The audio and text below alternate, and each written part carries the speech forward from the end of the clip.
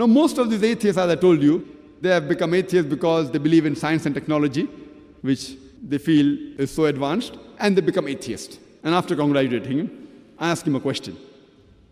That suppose there is an equipment, there is an object, which no one in the world has ever seen, no human being has seen. If it is brought in front of you, and if the question is asked, that who will be the first person who will be able to tell you the mechanism of this equipment, of this object?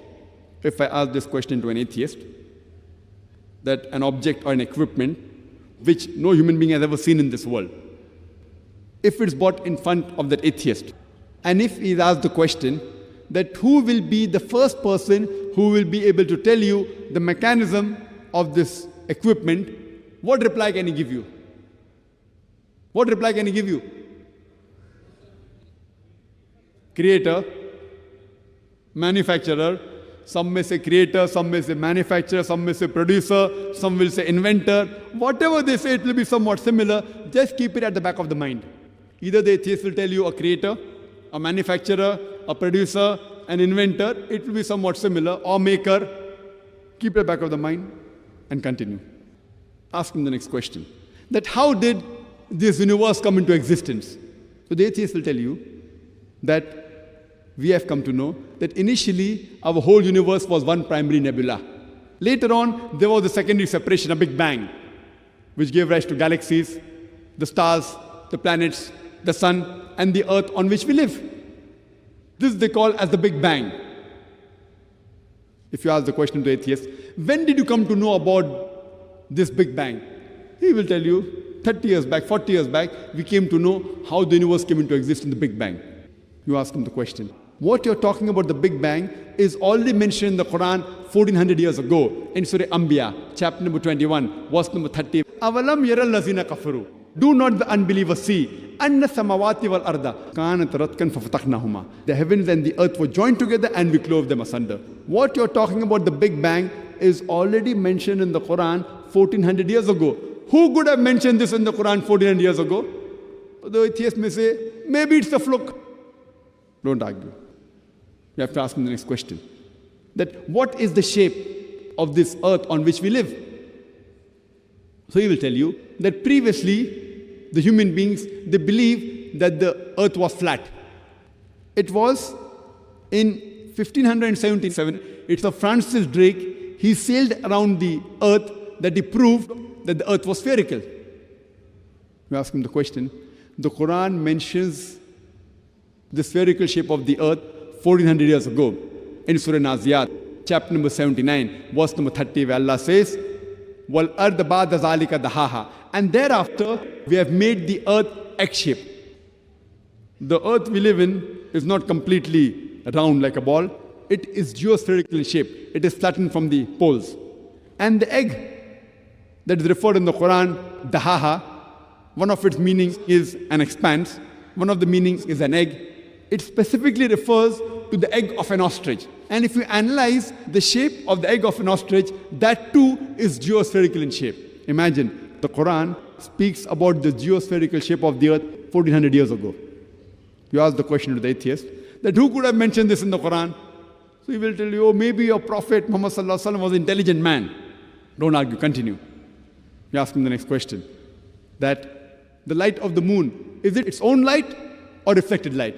So he will tell you, previously we thought that the light of the moon was its own light.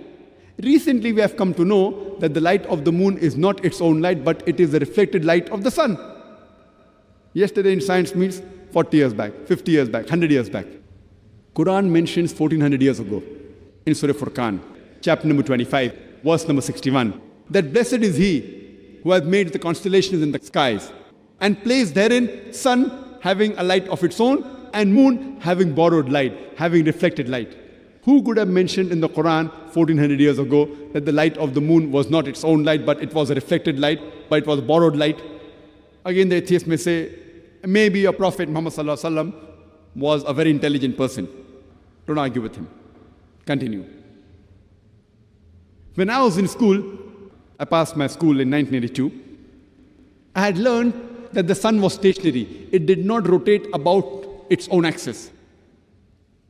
Is that what is mentioned in the Quran? I said, no, this is what I learned in school. I learned in school that the sun was stationary. It did not rotate about its own axis.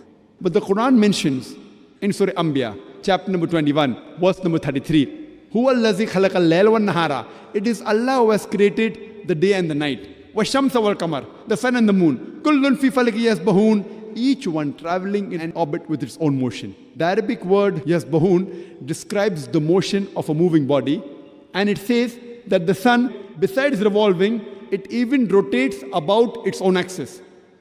And today science tells us, with the help of an equipment, we can have the image of the sun on the tabletop, and the sun has got black spots, and it takes approximately 25 days for these black spots to complete one rotation, indicating that the sun takes 25 days to complete one rotation.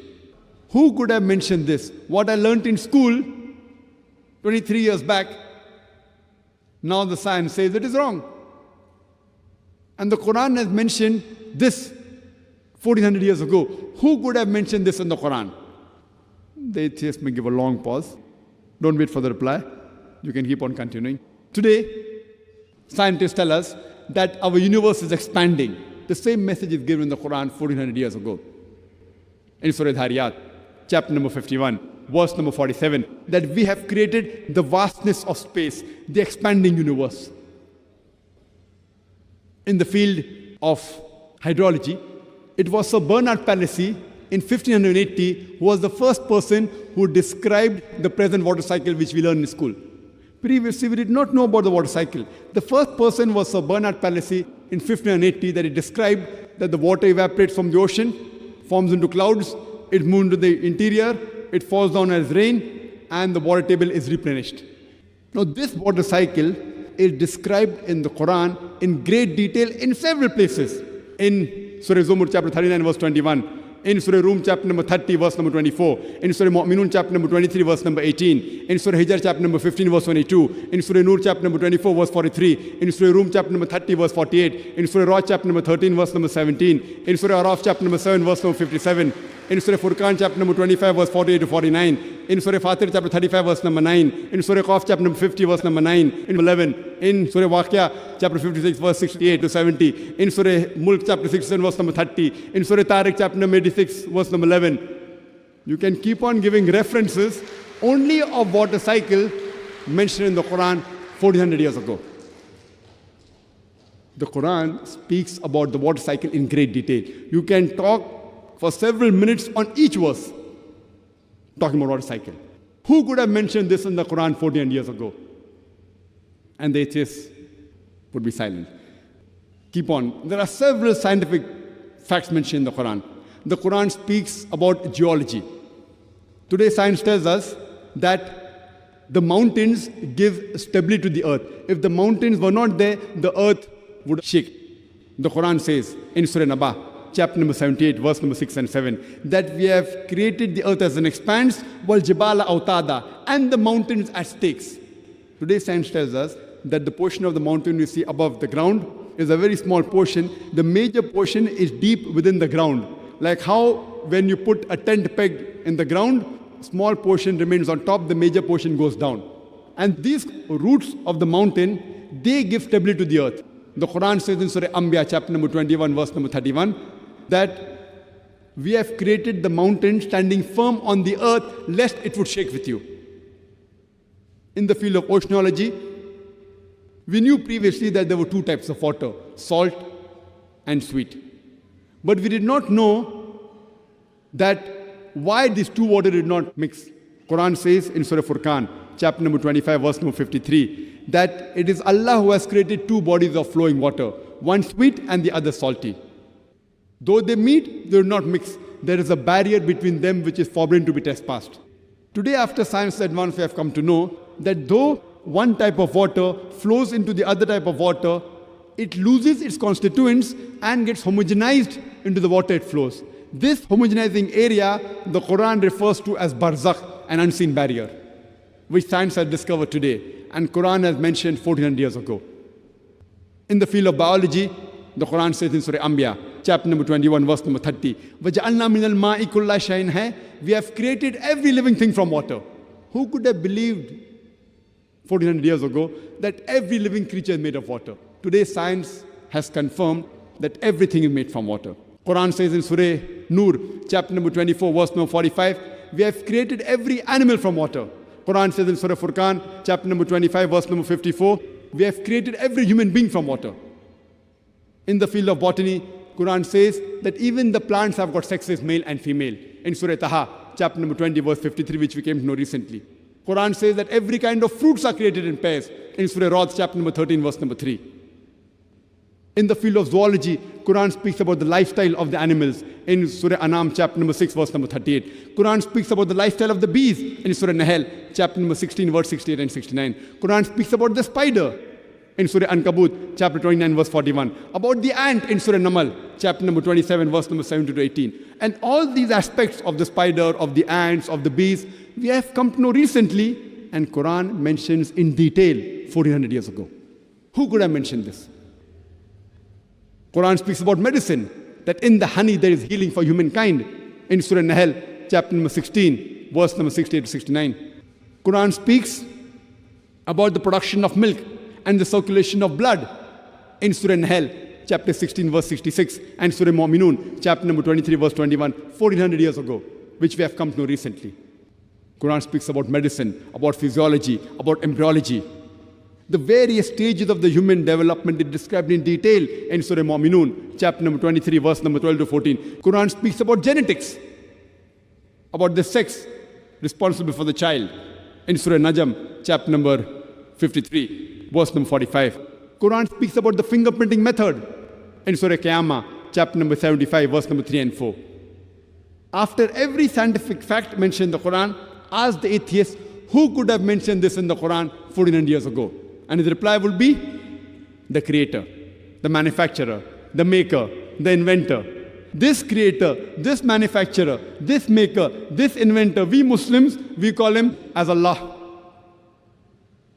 Even to an atheist, we can prove about the existence of Allah subhanahu wa ta'ala with the help of the last and final revelation, the glorious Quran. We are not using science to prove Allah subhanahu wa ta'ala. The science is the yardstick of the atheist. Our yardstick is the Quran. We are using our yardstick and comparing with his yardstick and trying to prove that our yardstick, the glorious Quran, is far superior to your science. So these type of non-Muslims do dawah based on the similarities. If he thinks science is ultimate, we use science and try and get science and the commonalities in the Quran and try to get him closer to Islam. Allah says in the Quran in Surah Nahl, chapter number 16, verse number 125. Udu ila sabili rabbika bil hikmah wal mawzit al hasna wajadilhum billati ahsan. Invite all to the way of thy Lord with wisdom and beautiful preaching, and argue with them and reason with them in the ways that are best and most gracious. We have to dawah with hikmah and with husna.